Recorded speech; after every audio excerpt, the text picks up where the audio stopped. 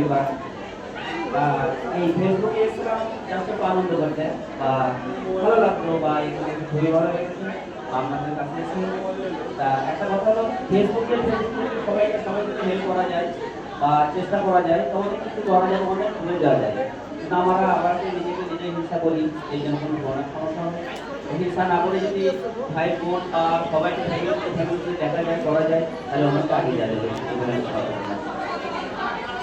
একদম ঠিক কথা, সবাইকে একসঙ্গে এগোতে হবে, কাউকে ছাড়া